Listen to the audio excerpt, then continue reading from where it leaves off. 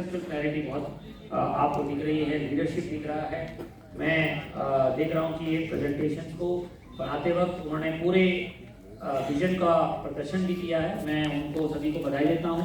मुझे पूरी उम्मीद है कि आगे इस कार्यशाला में जब यहाँ से जा रहे हैं हमें कुछ चीज़ें करनी है, मैं उसको समावेश करते हुए आपके सामने रखना चाहता हूँ। यहाँ से जाने के बाद हमें एक माइक्रो प्लान बनाना चाहिए। मैं अनुरोध करूँगा जनपद के SRG, DC और DSA साहिबान, डायरेक्ट प्रिंसिपल साहिबान मिलकर एक माइक्रो प्लान जरूर बनाइए। हमने ब्लॉक लेवल के निपुण का प्लान का फॉर्मेट दिया हुआ है, उसको आप ले लीजिए। अभी मुझे CDOs कह रहे थे कि मासिक बैठकों में डेटा तक हम नहीं पुटअप कर पा रहे हैं। मैं दोबारा सभी DC को और DC MIS और DC ट्रेनिंग्स को प्रशिक्षण जैसे पहले कराया था, BSS को जैसे कराया था, वैसे एक प्रशिक्षण करवाएंगे कि कैसे आपको की परफॉर्मेंस इंडिकेटर के आधार पर और 1 पेजर रिपोर्ट DM CDOs के सामने उनके मासिक बैठकों में और BSA के सामने साप्ताहिक बैठक में रखना है।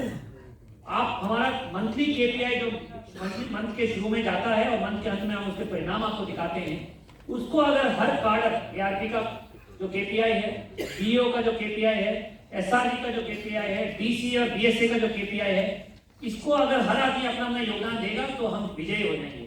तो मेरा आग्रह है कि सभी लोग यह वादा करेंगे कि अपने की परफॉर्मेंस इंडिकेटर हर महीने का पूरा करने के लिए कटिबद्ध प्रयास करके अपना योगदान देंगे, करेंगे।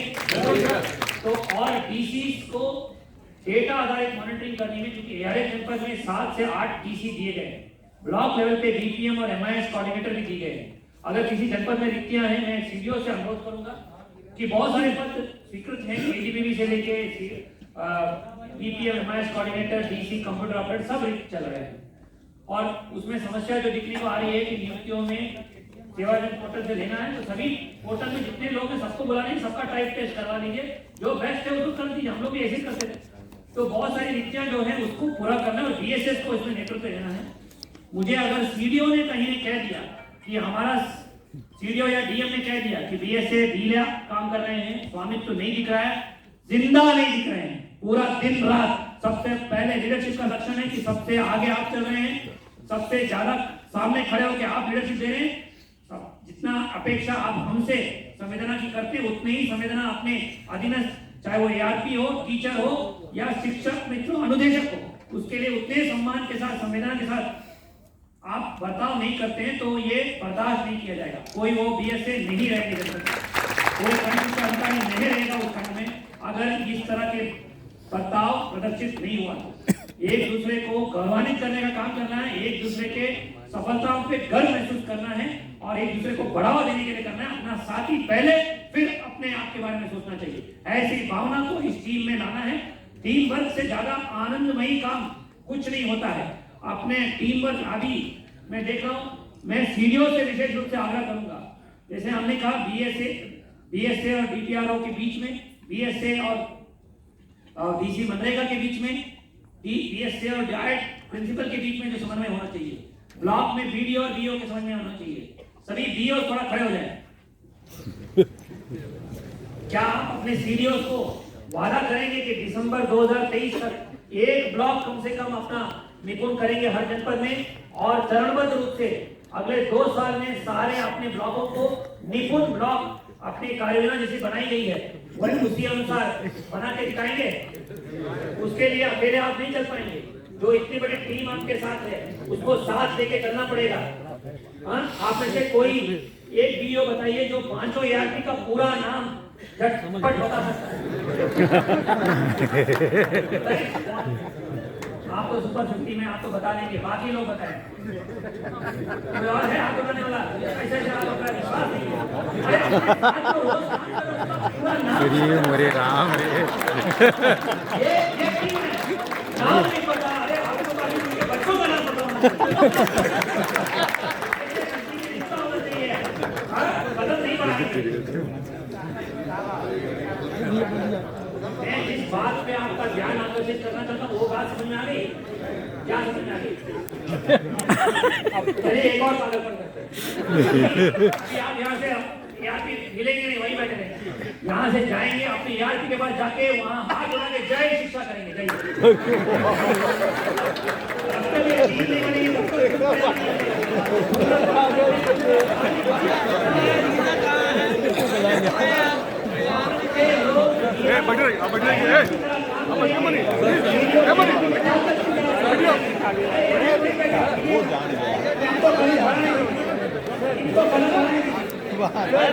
सर सर सर जी जी ठीक है सर।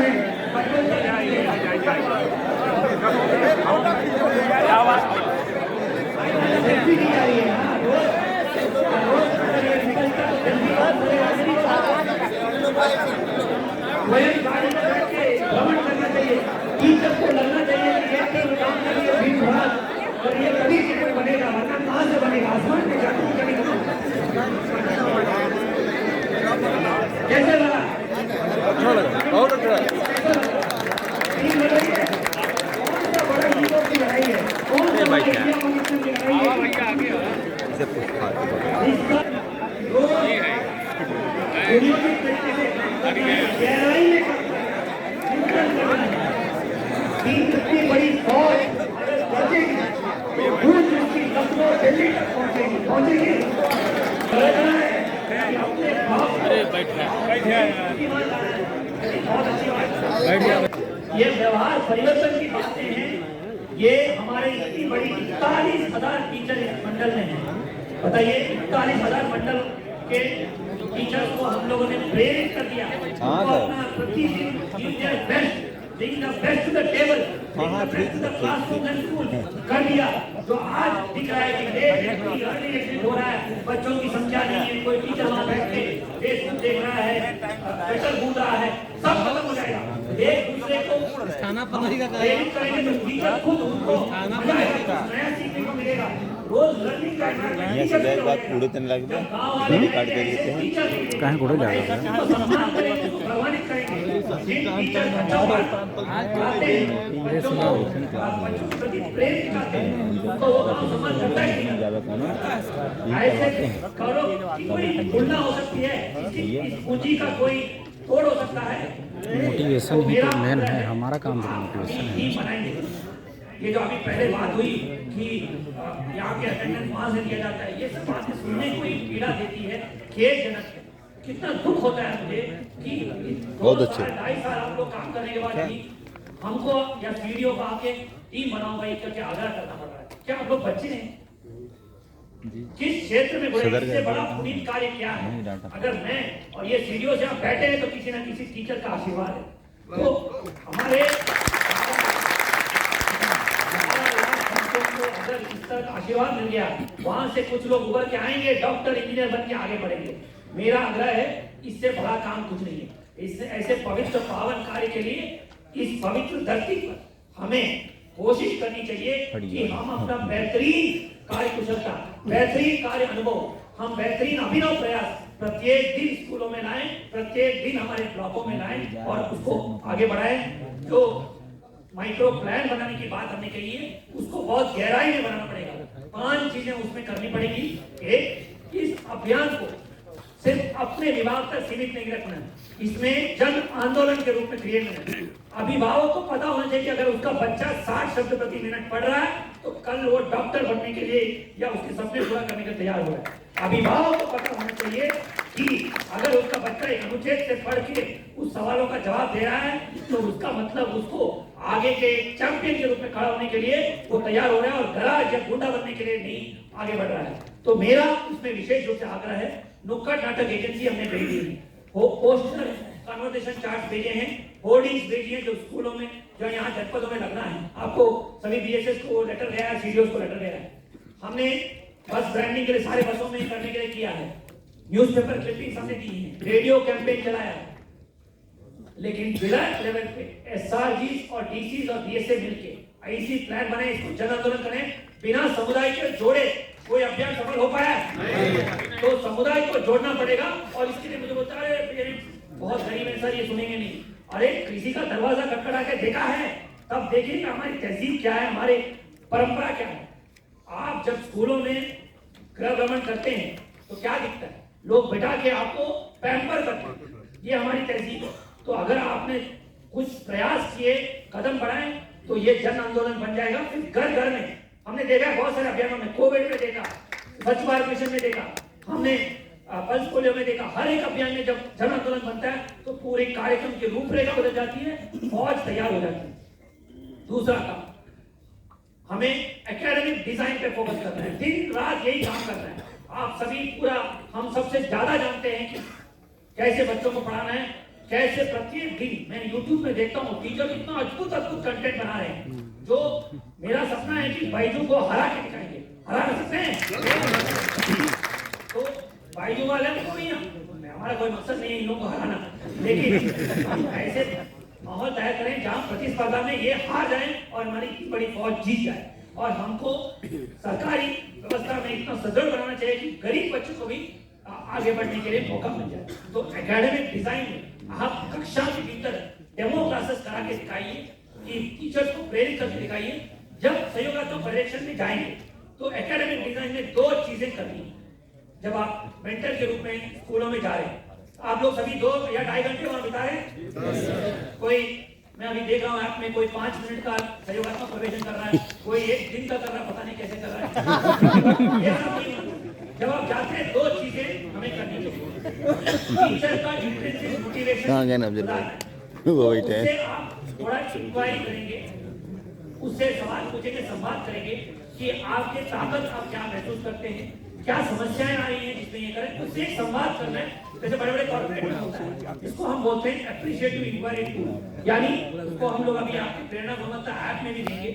उसमें लेकिन संवाद आपको करना है कि क्या चीजें हैं जो उसको करने के लिए मदद कर रही है और क्या चीजें उसमें अड़चन बन रही है। हो सकता है उसके घर की कोई समस्या हो सकता है कि उसको काम करने में मजा नहीं आ रहा है, उसके हेडमास्टर और उनके बीच में तालमेल नहीं हो पा रहा है, हो सकता है कार्य विभाजन ठीक नहीं है ऐसे, और उसको लग रहा है कि कॉन्सेप्ट उसको क्लियर नहीं है। हो सकता है उसको टीएलएम यूज करना आता नहीं है, बहुत सालों से उसने कुछ पढ़ाई नहीं की, प्रेरणा की कमी है, जिंदगी में स्वास्थ्य कोई समस्या है। ये आप उसका व्यक्तिगत ध्यान करके इंटेंसिव मोटिवेशन करना, और 2-3 बार आप सारे लोग टच पॉइंट्स में उसको कर देंगे, 2-3 महीने में ही वो टीचर मोटिवेट हो जाए, उसको लगेगा कि बड़े अभियान का हिस्सा है और वो करेगा।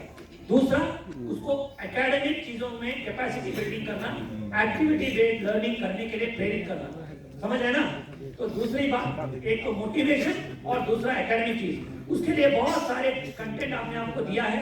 प्रत्येक सप्ताह भी 2-2 यूट्यूब सेशन ERP के साथ होगा, जिसमें ERP को ये बताया जाएगा कि कक्षा में मेंटरिंग करते वक्त क्या क्या गतिविधि करके रोमांचक बनाना है। हमें अपनी कक्षाओं को ना ऐसे बनाना है जो पूरे देश में विदेश में भी ऐसी कक्षाएं ना चल रही हो जहां कॉन्सेप्ट बेस्ड पढ़ाई हो, प्रोजेक्ट बेस्ड पढ़ाई हो, और वहां पे ऐसी ऐसी गतिविधियां हो जहां बच्चों को दौड़ दौड़ के वो स्कूलों में आ जाएं और 9 बजे कक्षा मतलब 8:45 बजे ही बच्चे पहुंच जाए। ऐसे कक्षाएं हमें करनी है जहां रोज हमें काम अपने कार्य क्षेत्र में आने में मजा आ जाए। क्या इस तरह की मेंटरिंग दिखने को मिलेगी? करने को तैयार है कमर का? तो ये अगर मेंटरिंग हो जाए और अगर आपने 2-3 महीने कर दिया तो ये ऑटो मोड में चलेगा, फिर किसी की जरूरत नहीं है, फिर निपुण बन के रहेगा। तो मेरा अनुरोध है कि एकेडमिक डिजाइन दूसरे चीजों में ये 2 चीजें आपको करना है।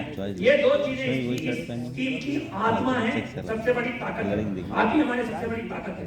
तो मुझे एक बार कटबद्ध वादा चाहिए कि ये 2 चीजें एकेडमिक डिजाइन में मोटिवेशन ट्रिगर करना और कैपेसिटी बिल्डिंग करते हुए एक्टिविटी बेस्ड लर्निंग कराना, ये करा सकते हैं कि नहीं करा सकते?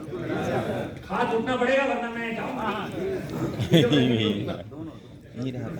ठीक है, बहुत अच्छी बात है। तो मैं सीडीओ से अनुरोध करूंगा कि इन बिंदुओं पे जरूर देखें, इसको जरूर करें। तीसरा, जो कायाकल्प में परिवेश को सुधारने वाला काम, कहीं अगर कोई समस्याएं आ रही है उसको दूर करना, ये पीओ के नेतृत्व में उसमें हमें 100% पूरा कराना है और 100% उसको सुनिश्चित कराना है। चौथा जो क्रिटिकल टास्क है, जो हमारे इंस्पेक्शन और सहयोगात्मक पर्यवेक्षण हो रहे हैं, उसमें खाना वाना है। कोई भी ऐसी बात नहीं होनी चाहिए जिसमें हमें गर्व न महसूस हो। शोषण, छुट्टियों की स्वीकृतियां, टीचर्स को ब्लॉकों में बाबू को, जहां हमारा घर साफ नहीं है, हमारा दामन साफ नहीं है, तो आप निपुण नहीं बना पाएंगे। इसमें सत्य निष्ठा पे किसी तरह की उंगली नहीं उठनी चाहिए। किसी टीचर का अगर शोषण हो गया तो कोई भी हो, अगर बाबू हो, बी हो, बीएसए कार्यालय हो, डबल हो, ए हो, तो हम जेल बेच के रहेंगे, ये मेरा वादा है। तो किसी तरह के ऐसी चुनौती हमको मत दीजिएगा कि जब मानव संपदा पोर्टल दिया हुआ है, छुट्टियों की स्वीकृति, सर्विस बुक का अद्यावधि करना, पेरोल की स्वीकृति या किसी भी तरह के अधिष्ठान संबंधित सेवाओं को 100% पारदर्शिता पूर्वक बिना कोई शोषण के आप पूरा कराएंगे। अगर टीचर को ब्लॉकों में आना पड़ा अभिलेख के नाम पे या किसी और के नाम पे, मैं सीडीओ से अनुरोध करूंगा, थोड़ा गोपनीय जांच आप करिए। मैं तो करा रहा हूं, आप भी कराइए, इंटेलिजेंस यूनिट को लगाइए। अगर कहीं पे भी बाबुओं का साम्राज्य चल रहा है, बीईओ द्वारा शोषण किया जा रहा है, माननीय मुख्यमंत्री जी का निर्देश है कि उनके खिलाफ विजिलेंस कानून पे तुमको जेल भेजा जाए, तो आप लिख के भेज दीजिए, उसके बाद उनको कोई नहीं बचा पाएगा। तो टीचर्स का किसी तरह का शोषण नहीं होना चाहिए, पारदर्शिता पूर्वक माहौल होना चाहिए और इंस्पेक्शन में सत्यनिष्ठा के साथ करना चाहिए। अभी सभी बीईओ का हमने 360 डिग्री इवैल्यूएशन शुरू किया है। टीचर के पास फोन जा रहे हैं, एक क्वेश्चनियर के आधार पर उनका जवाब आ रहा है। अगर किसी टीचर, उनका नाम नहीं आएगा, वो रिकॉर्डिंग गोपनीय रहेगा, हमारे कंट्रोल रूम से हो रहा है। अगर किसी टीचर का की सूचना मिल गई कि इस कार्यालय में ये व्यवस्था गड़बड़ है, तो वहां पे जबरदस्त कड़ी से कड़ी दंडात्मक कार्रवाइयां हो जाएंगी। Next, last but most important जो अभी हमने चर्चा की कि टीम वर्क, जो हर ब्लॉक में, हर जिले में ये होना है, मिशन मोड पे होना है। बैठकों में डेटा आधारित होना चाहिए। प्रारूप जो दिए गए हैं, जो जिस एजेंडा बिंदु पे समीक्षा होनी है हर स्तर पर, वही समीक्षा होना चाहिए। मैं आज की कार्यशाला से बहुत ज्यादा उत्साहवर्धित हूँ, प्रेरित हूँ कि यहाँ पे जो जज्बा देखने को मिला है, जो आपसी ऊर्जा देखने को मिला है, सीडीओस का जो डायनामिज्म देखने को मिल रहा है, नेतृत्व देखने को मिल रहा है, मुझे उम्मीद है कि जिलाधिकारी और सीडीओस के नेतृत्व में हमारे सफलता की कहानियां यहाँ उभर के आएंगी और प्रयागराज मंडल अग्रणी मंडलों में से एक रहेगा। हमारे बहुत सारे मंडल का शिक्षा क्षेत्र में इतिहास रहा है। यहाँ बहुत सारी शैक्षणिक संस्थाएं जो हैं, हमारे बहुत दिग्गज हमारे हस्तियां यहाँ से निकल के आई हैं। तो ये हमारी जिम्मेदारी बनती है कि इस मंडल से हम लोग ऐसे कीर्तिमान हासिल करें और दूसरे मंडलों के लिए नजीर बने। मैं आप सबको आज की कार्यशाला में इतने ऊर्जा के साथ प्रतिभाग करने के लिए और संवाद स्थापित करने के लिए बहुत बहुत बधाई देता हूँ, धन्यवाद देता हूँ। मैं उम्मीद करता हूँ यहाँ से जाने के बाद आप एक ऐसा माइक्रो प्लान बनाएंगे जो अन्य मंडलों के लिए भी एक उदाहरण बनके खड़ा होगा। बहुत बहुत शुभकामनाएं। हम अभी 6 महीने बाद यहाँ का रिव्यू करेंगे और आपके सामने लेके आएंगे डेटा कि क्या सुधार हमने किया है क्लासरूम ट्रांसैक्शन में, कायाकल्प में, स्पॉट सैंपल असेसमेंट डेटा में और विशेषकर हमारे टीम वर्क और गवर्नेंस रिलेटेड इश्यूज में हम क्या कर रहे हैं। बहुत बहुत शुभकामनाएं। एक बार हम अपने आप को संकल्पित होते रहे कि निपुण स्कूल और निपुण ब्लॉक, निपुण जनपद बना के रहेंगे, कायाकल्प में हमारे लक्ष्य हासिल करेंगे। एक बार जोरदार आवाज के साथ और जज्बे के साथ मेरे साथ दोहराएंगे, जय हिंद, जय हिंद, जय श्री। बहुत धन्यवाद। इसमें के लिए कम से कम बैठे बैठे तो ताली नहीं बजाइए।